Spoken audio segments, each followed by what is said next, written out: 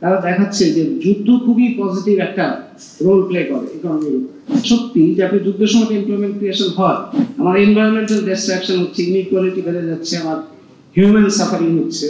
এই যে আমরা কার্যত যে বিদ্যমান সংকটের মধ্যে আমরা থাকি, কিংবা আমরা যে সাফারিং এর মধ্যে থাকি, কিংবা অর্থনৈতিক যে সংকটগুলো তৈরি হয়, রিসেশন হোক, ইনফ্লেশন হোক, ইনইকুয়ালিটি ইস্যু, যা কিছু হয়, এনভায়রনমেন্টাল ডিস্ট্রাকশন যা কিছু হয়, সেইটার কারণ বোঝার জন্য খুব বেশি ইকোনমিক্সের খুব বেশি পণ্ডিত হইতে হবে তা না।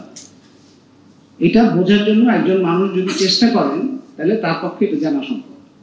কিন্তু ইকোনমিক্স ডিসিপ্লিনটা এখন এমন ভাবে দাঁড় করানো হচ্ছে যাতে মানুষজন এটা বুঝতে না পারে, মানে যাতে মানুষজন বোঝার কোন রকম রাস্তা না থাকে। সেটার জন্য একটা খুব বড় আয়োজন আছে।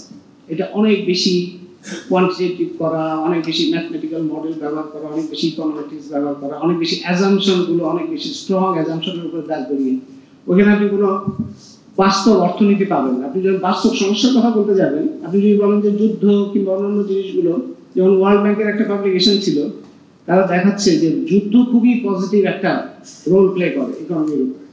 কারণ এটা এমপ্লয়মেন্ট ক্রিয়েট করে, এটা পভার্টি রিডাকশন করে, এবং এটা টু সাম এক্সটেন্ট সত্যি যে আপনি যুদ্ধের সময় এমপ্লয়মেন্ট ক্রিয়েশন হয়, অনেক সৈনিক লাগে মারা যাওয়ার জন্য, খুন হওয়ার জন্য, এবং অনেক সম্পদ লাগে ধ্বংস হওয়ার জন্য, অনেক রকম অস্ত্রপাতি, অনেক গবেষণা লাগে যেগুলো মানুষ মারার জন্য ব্যবহার হয়। এগুলো তো লাগেই।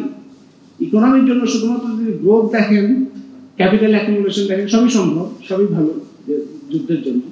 কিন্তু তাদের কাছে তারা অতটুকু পর্যন্ত অ্যাজিউম করে নিচ্ছে যে যুদ্ধটা অন্য কোনো ক্ষতি করবে না, যুদ্ধটা ইকোনমিকে অনেকগুলো অ্যাজাম্পশন ধরে, মানে অনেক রকম অনুমানের উপরে ভিত্তি করে কিছু ভেরিয়েবল নিয়ে তারা এটাকে অনেক বেশি কোয়ান্টিটেটিভ মডেলের মধ্যে নিয়ে যায়, যার ফলে মানুষের পক্ষে এক্সেস পাওয়া মুশকিল হয়। তো মানুষ যখন সাধারণত তার জীবনের কথা প্রশ্ন করে, তখন বলে এটা তো নন ইকোনমিক ইস্যু, এটা ইকোনমিক ইস্যু না। যেমন এনভায়রনমেন্ট একটা মানুষের জীবন মরণ সমস্যা, সেই এনভায়রনমেন্টটা এখন মেইনস্ট্রিম ইকোনমিক্সে কিন্তু একটা এক্সোজেনাস ভেরিয়েবল। এটা কিন্তু তার যে নিজস্ব যে অ্যানালিটিক্যাল মডেল, তার মধ্যে এনভায়রনমেন্ট নাই। এনভায়রনমেন্ট হচ্ছে তার থেকে বিচ্ছিন্ন। ওইটাকে তুমি তখন এনভায়রনমেন্ট ঠিক করার জন্য কি করা হবে, তখন এই যে ওয়ার্ল্ড ব্যাংকিয়ান যে ইকোনমিক্স, সেটা তখন ঠিক করে যে পলিউটার্স পে প্রিন্সিপাল টাইপ, এই ধরনের থিওরি বের করে যে যারা পলিউট করছে তাদেরকে যদি ট্যাক্স দিতে বলা হয়, তাহলে তারা যদি ট্যাক্স দেয় তাহলে তো কদিন পরে পলিউট করছে। মানে এটা ধরেই নেয় যে যারা পলিউট করছে তাদের কাছে গিয়ে বললেই তারা বলবে যে হ্যাঁ হ্যাঁ এটাই তো আমি পলিউট করেছি, এখন আমি ট্যাক্স দিয়ে দিচ্ছি। এরকম মানে এটার যে একটা শক্তি বিন্যাস আছে, একটা রাজনৈতিক ক্ষমতার বিন্যাস আছে, এটা তাদের হিসাবের মধ্যে নেই।